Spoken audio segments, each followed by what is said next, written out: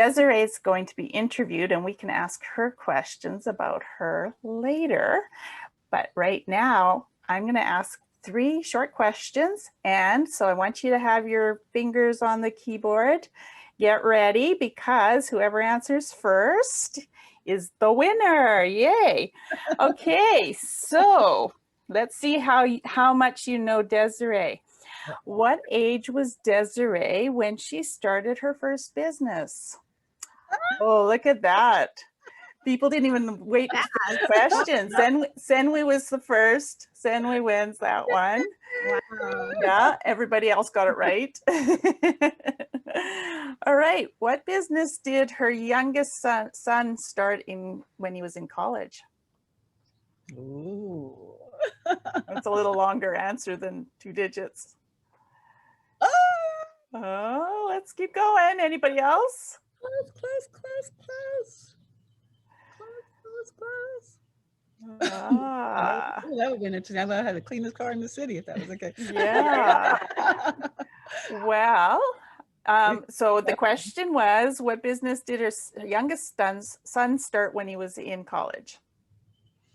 And that would be for the people that took Ah, the yeah. Francis got it. Yes, it was affiliate with Netflix. And then he was posting about old movies. And so people would go and buy them then. All right, last question. How did she meet her fiance? everyone. Dorothy got it. Hey, Dorothy. Yeah. That's fantastic. That's awesome. Yeah, awesome. All right, back to you. Thank you. Okay, so how long have we known each other? I don't know. I was thinking about that. A long time. A long time. Yes. And we go little spaces without talking, and we get back together like it's friends do. And it's like no time has I know, we got so much to catch up on. Catch up on. Yeah. This morning I walked into her house like at 7, quarter to 7 or big 7. hug. It was so and I was awesome. like, okay, so much to catch up on. Yeah. But Susan is amazing, because you've seen her in our Power 7 presentations where I show her interview on our Let's Talk Success. She's also been in our live stages at our events, our Second Sundays events. She's also been she's a Power 7. She also is a Power 7 grad. She took the Power 7 as well. And she also, she's just been, we've interviewed you many times. And it's always a pleasure. And it's always so much fun. Your story is just so amazing. Oh. Your story is amazing. No more amazing than yours. Yes, for sure. That's why I chose her. Today is you. Today's all about you, right? Okay. Yeah. So we all want to know more, because we always need to be inspired and encouraged, in our daily walk of what we're dealing with. And so, one of the questions is, okay, your first thing was 12 years old. So what was that all about? How did that begin? Okay, so what I began is that at 12 years old, I was taking dance lessons on Saturdays. And I would go to the dance lessons, and I would teach the same dance lesson in the afternoon at the playground, the local playground, to the younger people. So again, they didn't, it was really a glorified babysitting service, and their parents would drop them off for a couple of hours. And And so, but we did, I just modeled after everything that I learned, I taught. And then when they had their recital, then I created the recital, and my mother and I made the costumes, and we sold tickets. And the day of, my sister was at the front door collecting the tickets and money, and my brother was in the back doing the music. And we started, we just created it from there. But it was what happens at middle of the event, the management came and they wanted to shut us down because we had exceeded occupancy. And I said, well, occupancy at 12 years old, I didn't even know. I said, didn't you see that sign? It's like, no, I know, like, what is occupancy? People are occupying this place, yes. So the lesson learned, though, everything that I've done, I don't believe in failed businesses. I don't believe in the word failure, period. I believe that maybe things don't go the way you plan, but you learn something from it. And so the lesson learned from there is it reminded me that no matter how little I knew, I was always able to teach somebody else that didn't know anything about it, and they would be appreciated. So I say that to you ladies out there, that, whatever knowledge you have, yes, getting all the degrees and certifications are all great, but where you are right now, you have enough, you know enough, and you can do enough to be able to teach and empower somebody else with that. So then after that, I was in high school, and I'll tell people that. Remember the world's famous chocolate bar that we sold for as a fundraiser? Did anybody else besides me do that? Man. Oh yeah, for sure. And so one day I ate my bar, and it was $1, and I didn't have $1 to pay for this bar. And so I said, what am I going to do? So while I was eating it, though, I remembered that it was 12 pieces to that candy bar. And so I said, well, I sell it for 10 cents a piece. I'll not only have that dollar, but I'll have 20 cents profits. So at recess time, I went out, and I was selling to the other children, other kids, 10 A cents a piece. piece of candy. And they had a 10 cents. Everybody had 10 Yes. cents. And so they would buy it. So that became so great. And it was so easy, so fast. I said, let me just do this again tomorrow. And then soon enough, at recess time, people just all flock around me to buy their 10 cents bars. So at the end of the campaign, not only did I make 20 cents a bar, but I won the prize for selling the most candy bars, which was at that time a transistor radio. What a So, great so, story. so again, the lesson learned is that you may have something that you have, and maybe you're trying to get this big, dollar amount or this big project done. Maybe piecemeal it, piece it out. Do it little by little. It not only tells you, it gives you a chance to prove your market. I'm gonna get dog. It gives you a chance to Sorry. that's okay, proves your market, but it also gives you a chance to create the cash flow while you're building whatever you're building. So then after that, I was in college at USC, and I was living in Marina Del Rey, and there was a lot of the hi there. Sorry. Hi, I remember you. He was having a conniption. All right. You have two stars in your house. Yes. Marina Del Rey. And so I used to see all the boats, and like it is here, and people would have fun on the weekends, but then the gentlemen really wanted to go, and they'd leave the boats, with beer cans or wine glasses and so forth. So I said I should do a Marina Mermaid. So it was a Marina Del Rey, and I said a mermaid. I had the mer and the maid, MAID. And Oh, so we had that's so little good. cute. You ever heard this before? No. Oh my gosh. Because I'm always interviewing you. Yeah, I know. So anyway, let me get you a next carrot. And so anyway, so I got little blue T-shirts made with Marina Mermaid and blue buckets, and we advertised in the Argonaut, which is a local newspaper. So and we great. were busy, so the college girls during their breaks, they could come and clean and be done by the end of the week. So we charged $35 at that time, and they got 15. I got 15, and $5 was applied towards the business. So that went really well until when the ladies were smoking on the boat and when the cushions fell on fire. And it wasn't that bad, but we replaced the cushions. But that's when the guy says, well, are you insured? And I'm like, no, we weren't insured. He says, well, you need to get insured. Otherwise, you'll be out of business. So we looked at it, and it was not, it was prohibitive. I was like 18 years old, and these are $1 million boats, and just didn't make sense. But I always thought I was going to go back to it because it was a great way for college kids to make that extra money. And it was fun. From there, I did a models media.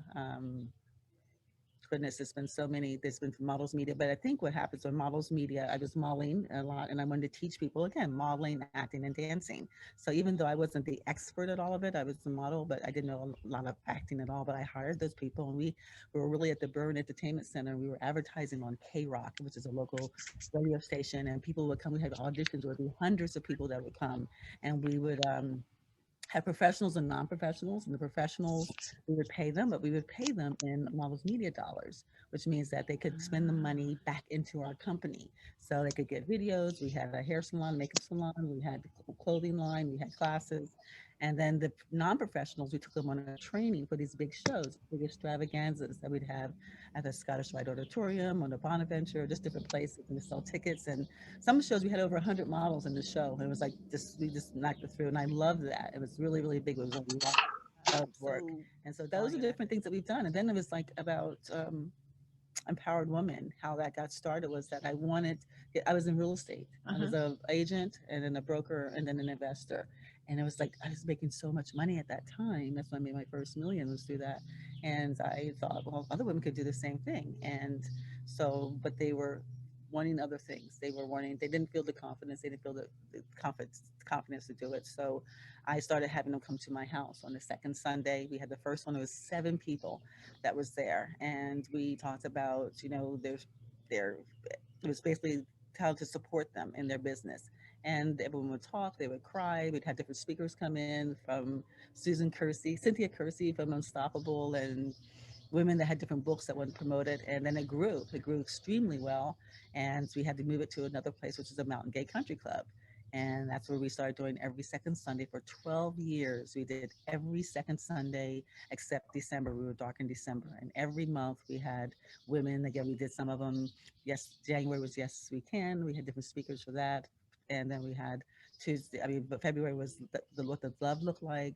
March was health and wellness, and every month we had different themes, even to the ones like September. You were on the yacht trip with us as well. Oh, that was so much fun. That was a blast. I met some really wonderful people, which is really great. The connections that you get, it's an added benefit. It's just so awesome. And everybody's really free to talk about, what's going on. That vulnerability and transparency is just so nice to be with. It is. Yes. That's the value, I think, of being in a Value like-minded added for sure. community. In a community, you're having fun and you're able to talk to people, and we'll be out for hours. And Yeah, it was great. It was just been great. So time flew. It did. I was like, time to go. I don't want to go. We're just getting started. Yeah, you get a chance. You just get a chance to work the boat. So there's different events that we did, and then things happened and things changed. And I was barely vested in real estate, and then that market changed. Everything changed a little bit. And so I decided we just wanted to keep the company going. And we did, the Power of Seven. We did other things to be able to give back. And then things opened up again. So at that time, I became an empty nester. I have two sons that went off to college, and I was still single. And I was wanted still to stay in the house, but I didn't want the maintenance and the management of it by myself. So I said, well, let me just maybe get a property, a luxury style property, because I wanted that lifestyle, and where we can share with other women, and they can live where they work where they live, and we do it anywhere in the world. And that's where HomWork was founded, and it's 2017.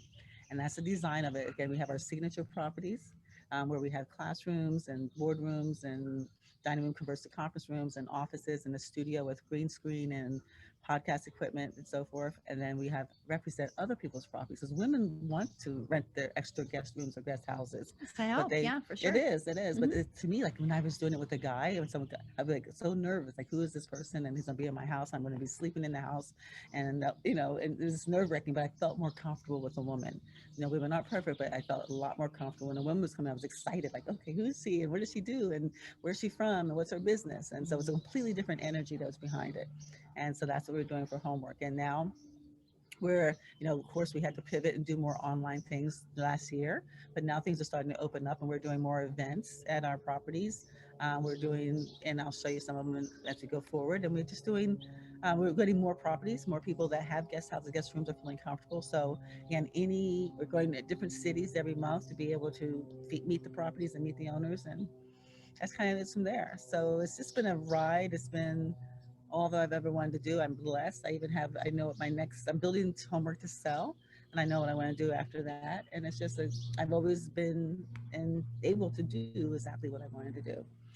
In summary, what I got from that was a lot, because every step of the way, and this is good for everybody to understand, is that, I believe in blooming where you're planted. It might not be your end result, and you might have not even thought that you would be where you are right now, but you bloomed where you were planted. Wherever you were, you saw a need, and you found a way to fill it. And in retrospect, you helped so many people along the way, because that's what we're called to do, is to help other people. So you helped yourself, but you also helped other people. And that it's just so wonderful in this country that we're able to do that. And I think it's great. And those stories, there's so many little nuggets in what you said on every single, switch from one to another. You had such an amazing thought process that went in, and all of us can learn from that thought process of what you went through. You're going, oh, okay, well, gosh, here's a need. There's a lot of beer cans in that, and beer bottles in those boats, man. What can I do to make this work? And then you've got students that are really hungry because they can't even afford their books, and you found a way to connect the dots and make it happen. And it's amazing, the stories that I'm sure you have, even that you didn't, you were doing a summary, and I'm sure diving deeper, there's a lot more there. But wow, how amazing is that? And isn't that what we're all supposed to do, is look for ways of helping other people? But in retrospect, you helped you too. Mm-hmm. And right now, with what you're doing right now, you've been talking to me about this for a long time. And I would always get mixed up, even today when I was saying, I'm going to introduce you, and is it work home or HomWork? And it's so funny, because now it's just so easy. It clicked because it's HomWork, like kids do your homework. So it's really easy to remember without the E. So HomWork without the E, and you've got the name of that. And then the success, women in, what is it called? Let's Talk Success. You've been featured in Let's Talk Success 3 or 4 times. I know, it's kind of hard to even say, but Let's Talk Success. Mm-hmm. And it's so amazing, because then you have to define, what is success to you? right? I Mhm. mean, because everybody Mhm. has a different Yeah. idea of what Yeah, success it doesn't is. have to be business related at all. Some Right. people, the success is just losing an extra 20 pounds. Some people, it's just being able to control their 9-year-old. Some people's success is just being able to find a partner, a life partner. You know, your success, you define what that success is. Yeah, You it's not know, always and it financial. changes, and it And it changes. does It's, change yeah, as what was life it? goes on. What was my success, years ago is different now, Sure. and it's going to be different for you. And that's why you have to be able to embrace it in that way and not feel like, okay, I said I wanted to do this, but now I'm doing that. Am I, successful? No, that's now things have changed. Someone told me yesterday that a dear friend of mine said her lifelong dream was to do something, do something that's a brick and mortar. And I said, yeah, but you're now retiring, and what is your lifelong dream? What's your dream now? That was your dream when you were 20 and 30 years old. Do you have that energy? Do you still have that the desire to have a brick and mortar, to be responsible, to be accountable, to have to hire a team and people and And staff insurance, as you and mentioned. insurance and Yes. utilities, and just do that? Really, is that what you want right now, or do you want right now your dream to travel and to be free and not to be locked in? And if that's the case, then it's okay to find another dream. This could be your dream. I mean, your dreams can change. That's your luxury. That's the luxury that we all have. Absolutely. Is that Question right dream, now, being but able to I dream. think a So question that a lot of people want to know is, you've been talking about home work for a long time. And I've even been to one of the homes, and it's so accommodating. There is so much there that you can accomplish. And you don't need to have a brick and mortar, and brick and mortar costs a lot of money. But if you can take advantage of this situation, it's so brilliant. It really is a brilliant concept. But putting it into action, there was a lot of background that goes into that. And you come to here, and I'm going, I'd kind of like to do that here. I'd kind of like, but absolutely. even now, years later, she's been talking about this for a long time and dealing with it for a long time, but I still don't understand how all the pieces fit, and how, how do I get involved? What is it going to cost? How do you secure your house? And do they need to come for a week, a month, a year? Is there a contract? And, just all those questions. And I think there's probably other people that would really want to No, understand that more. thank you. And I'm going to learn too. Okay, thank you. All right, so we have the signature homes. The signature homes are the ones that we acquire, we maintain, and we manage. And those are the ones that's the luxury style homes. And those are the ones that we make sure that each bedroom has a bath. They're in suites, that we have an office area, we have a conference room area, we have a classroom area, something of that type. Those are the ones, and those are the ones that you can come as a member, you can come to those properties, and when things open up, and you can utilize them for your events, for your retreats, for whatever it is. Some people have already started booking retreats, and as early as next month. And some people we did a photo shoot a couple of weeks ago. We did a cooking show maybe a month ago. So we're starting to open up now. But what we decided is that to be able to scale, that's when we created the business in the box. A lot of people are opening up Airbnbs on their own, but they're saying, okay, now I'm paranoid. I don't know what to do. I don't know how to do it. And I really don't know who's coming through the door. I don't want teenagers. I don't want this. And you can't discriminate like that on Airbnb. If they see that um, you're declining a lot of your offers, they will flag you. So this is a way that you can say, I want only this type of woman. I want business professionals and entrepreneurs. Mhm. So that's the advantages of that for a host property. So other people are going to take our model, business in the box is taking our model and duplicating it. We're going to show you how you're going to come to our property, see how we've set it up, the policies, the procedures, the menus, the linens, the everything. And you get all the things about the marketing, all the things about being able to brand it, be able to promote it. We are there with you at your launch. And you tap into our community of women professionals and entrepreneurs. So you're a member and you'll be able to promote that part. That's the business in the box. Those are going to be our signature host properties, the ones that are able to open up to people being able to come in and out. Our host property is like if you just have a guest room or a guest house, like your situation. Most people now have created their own videos since Airbnb locked a lot of people down. They've created their own videos directing people to their homes directly. So we'll get people to have your video to your home directly. So you get all the inquiries. What we do is a marketing platform, just like Auto Trade or whatever. You put your car there and people they come to you. So we simply promote your property. Like some of the months the ladies have been on the second Sundays, and they actually was able to give you a virtual walkthrough of the properties as we show it. I don't think anyone joined us today, but you would be able to promote your property. It'd be in the magazine. So you click that video, you go through them and you book through them and you pay through them and you do that. Those are people that are really doing it, especially that have it. This has all the cleaning, has all the things in place. So we will show you and tell you what to put into place for if you're new at it. But originally we were going to do all of it, but we decided we didn't have the bandwidth. And right now we want people just to be able to do it directly. So we're a marketing arm. So if you Okay. say, we tell you exactly what room, what to have into the room, what people are looking for, make sure you have the Wi-Fi, make sure this and that, show you how to do the access, show you how to do the vetting. There's a lot of tools in place, how to price it. They have different tools as far as how to price your rental. So we kind of walk you through that. And then we Perfect. market it. So that's how that is. A And little then you more keep all the money. understandable. We don't pay. You pay a flat fee, $297 to be set up. It's our onboarding fee. And then we take no percentage at all. So rather than giving percentages to other different places, you keep all the money yourself. Okay, and that 297 is good for how long? It's a year. A year. Yeah, Okay. 97 a Okay. year. So it gives us a chance to be able to get you on board, get the pictures, get the videos, and to be able to promote you. So that's a All very right, small great. thing. So That thank you. helps. That helps a lot. Thank That really you. does. So I Thank hope you. that helps other people too. But Yes, yes. yeah. Because who would want to be out here? It's beautiful. Yeah, A I kind of beautiful love lake. it just a little bit. Take a deep breath and just, it's Exhale. awesome. Yeah. This is your Yeah, home for away sure. from home. Yes. So Dawn, do we have any other questions? Yes, and we have some questions. So I'm going to spotlight her and she can unmute and ask her questions. Awesome. Hi there. Hi, Kitty.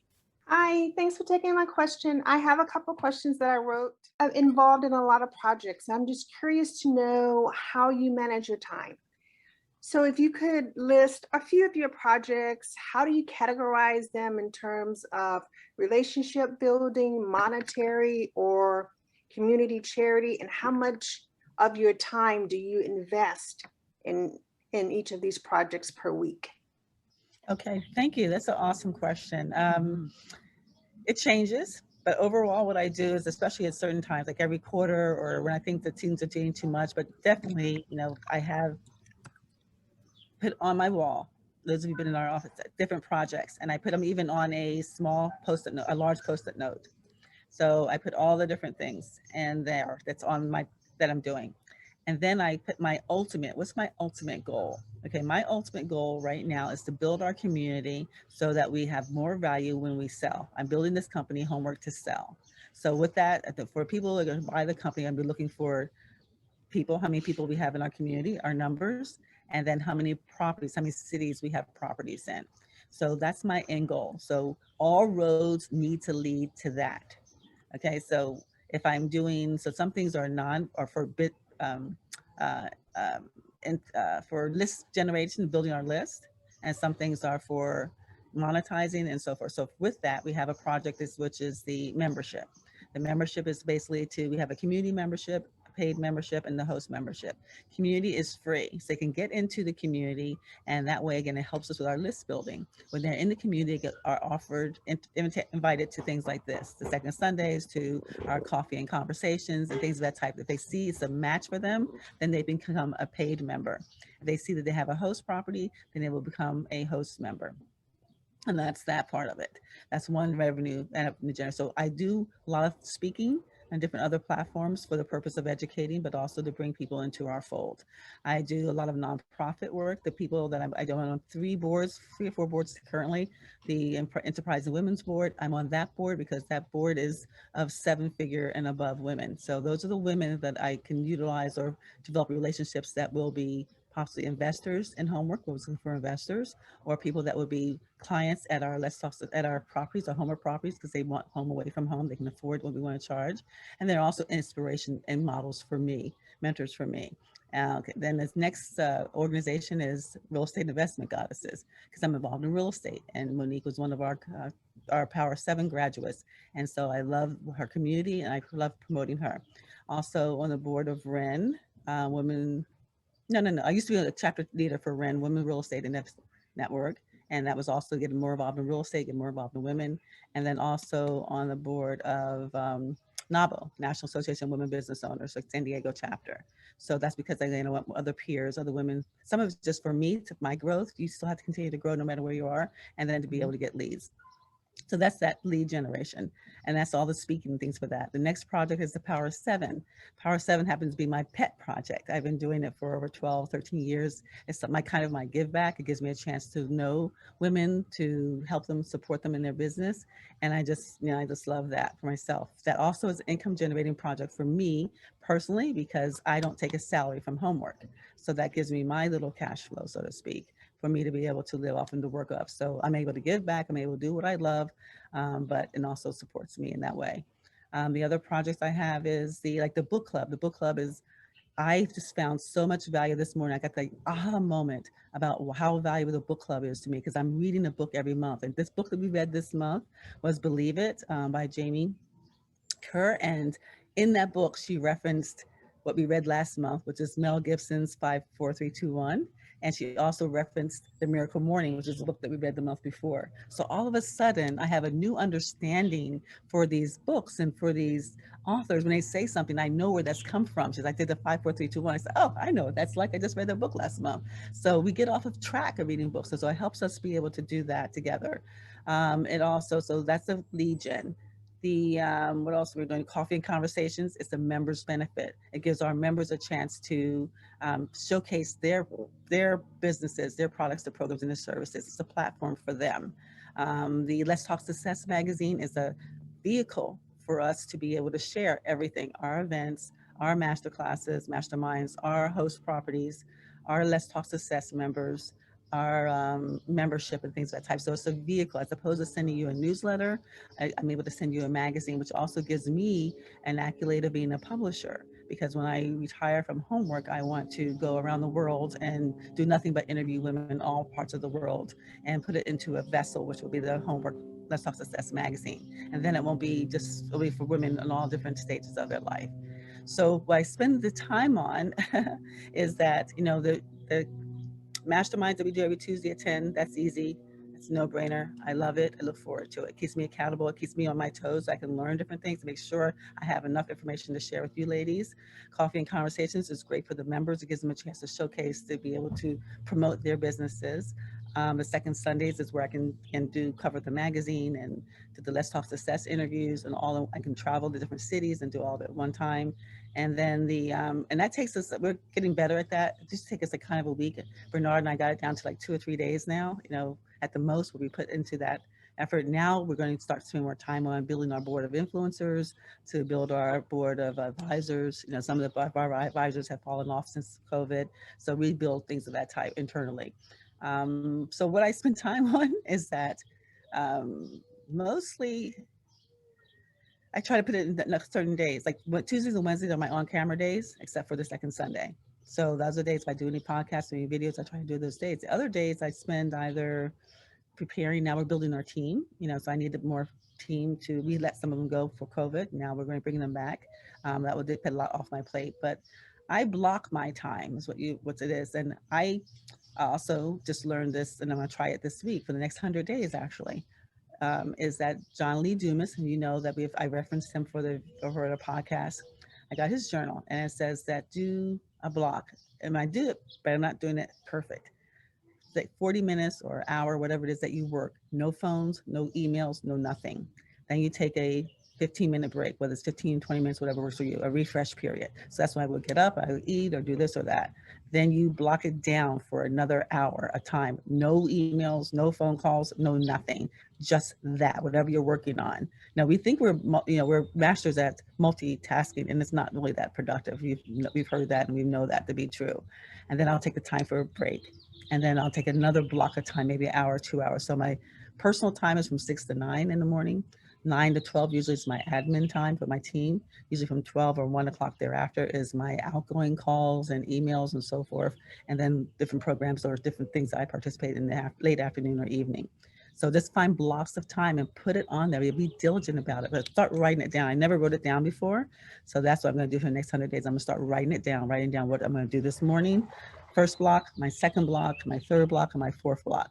And then I'll refresh it, and in between I'll do the emails and do whatever phone calls, but really stick to that. If you do that, or change hats. Some days I used to say, this is my empowered woman hat. I'm going to do this. This is my Let's Talk Success hat. Putting this on, that's all I'm going to work on the next 2 days is Let's Talk Success. Or this is my you know, the coffee and conversations and the other things don't really take up much time now because we're in automatic, but this is the different things the mastermind has. So I'll say this is a project. I'm a person that has to cram and do it. Some people do a little bit every day. I'm best at just doing the block and getting it done. So find out what works for you, first of all. Are you disciplined enough to take an hour, 2 hours a day to work on something little by little? Or do you need to immerse yourself into it? You know, immerse yourself into it and then say this day, this weekend, get it done. You know, because there's always so much to do. But the biggest thing in that is taking things off your plate that does not lead to that end game. There's a lot of things that we do, but it does not, if it doesn't lead to me selling this company right now, I'm really not interested. I'll do it later.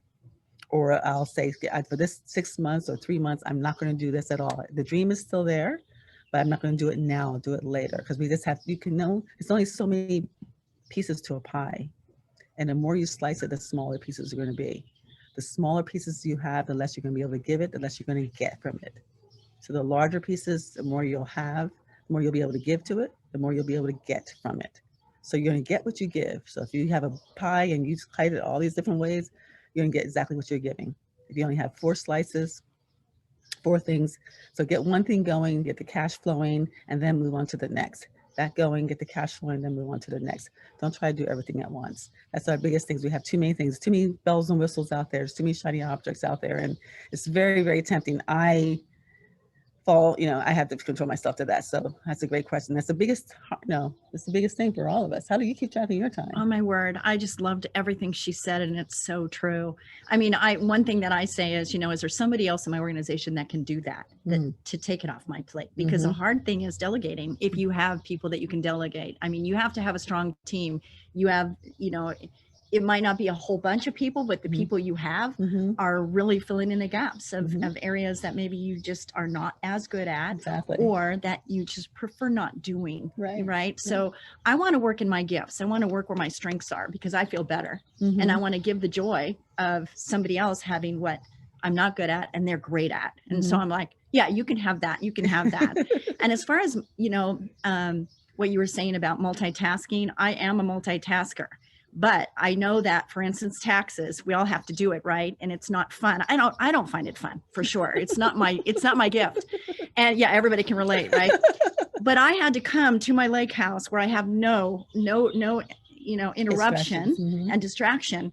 And I spent the whole entire weekend. I know, sounds crazy. No, and I felt I was organized with my taxes. I have folders for every property that I own. And I felt like I was being very diligent about my taxes. So this year was going to be so much better than before. But what I found is I still needed that isolated time to figure everything out. And so anyway, I would say multitasking is good sometimes, but I loved what you said about isolating times and what you give is what you get is so true. The more investment you put into something, the more you're going to get out. That's a biblical principle. And I just think it's awesome that you said that. So anyway, I agree with all of that. I do have specific days for specific things. Monday is admin for me, Tuesday's radio and all of those types of things. And then Wednesday, Thursday, Friday kind of falls into whatever. But my Monday and my Tuesdays they're set. So yeah, I loved everything you said. Oh my goodness. I just want to hang out with you more. I so do. I'll be here more. Don't worry. Okay, come on. Now that I know we're all welcome. Come on and join. Yes. All right. Okay. Fantastic. Good morning, Regina. How are you today? Oh, can't hear you. I'm great. How are you today? Yeah, I love that hairdo. Now you're making me look at.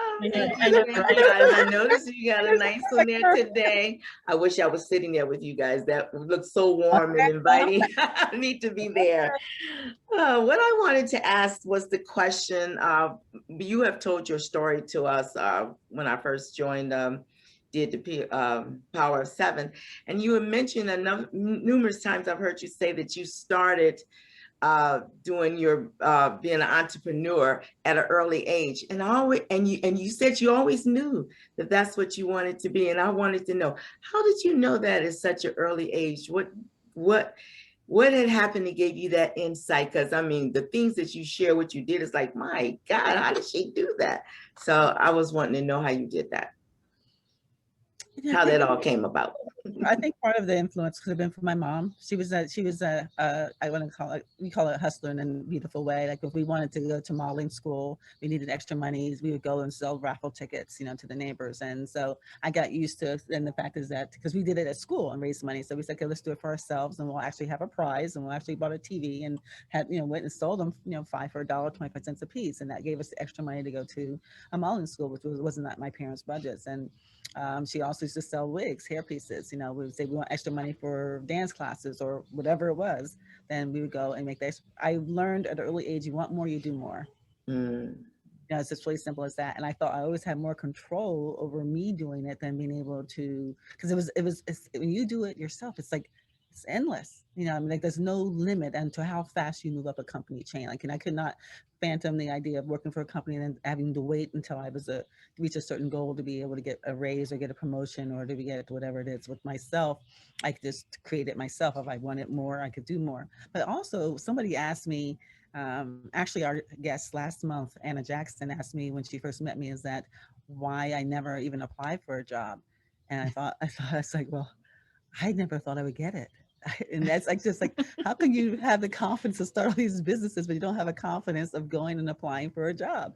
I was always paranoid or afraid that they would not hire me. And I knew I could hire myself, with or without the skill set, because many times I learned it along the way. But I really never had I never did a resume. I never did that. And I just always, when you know you can, you do. If anyone's not sure that they can, then I say don't. Because there are so many valuable, what you want at the end of the day is to be happy. And what brings you happiness? Is it the money? You can find things and jobs and whatever to be able to compensate you well enough for that.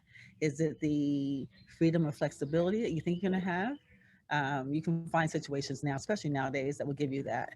Not everyone's cut out to be an entrepreneur, and it's not for the faint of heart. People, every entrepreneur will tell you, it's the trials and tribulations, it's a sacrifice of time, of friends, of sometimes health and wealth and all that good stuff. But it's got to be something that you really want to do more than anything else. I wake up in the morning, there's nothing else I want to do. If I look at different things, there's nothing else I can think of that I would want to do besides my real estate and besides working with women in business. So I can't think of anything else. Even when I lost everything in the real estate downfall, I had to think about before I started HomWork. Couldn't think of anything I wanted to do. I wanted to do real estate, and that's why we did acquired properties, and I wanted to be with women, and that's why I was able to combine both, and that was the biggest gift I could give myself. So I just got started. I saw my mother do it for the extra. I started doing it in school, in high school, and I realized that it was just a natural for me to be able to do that. And some people, they say there's a controversy about whether you're born or you're created. Entrepreneurs are born or created. What do you think? Are we born or created?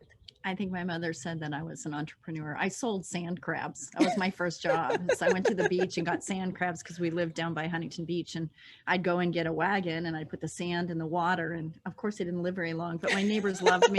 I'd walk down the street and sell my sand crabs. So that was my first entrepreneur. And then I shaved poodles because there was a lot of poodles in my neighborhood for some reason. So I learned how to, groom the poodles. So yeah. I think I was born that way. I think I was born that way too. Yeah. And again, that we need both. We need the support. We need everybody. Everybody's needed. But definitely, I think that's. Every time I think of what I'm going to do next, it's like, okay. You find a need and something that you like. And I said, well, it's easier, faster for me to do it myself than to try to find a job doing it. Thank you for asking. Good question. Thank you. And if anyone's wondering themselves, there's I call it the pulse test. Find out again what you want to do the next 3 to 5 years. Like, what do you want to do for the rest of your life?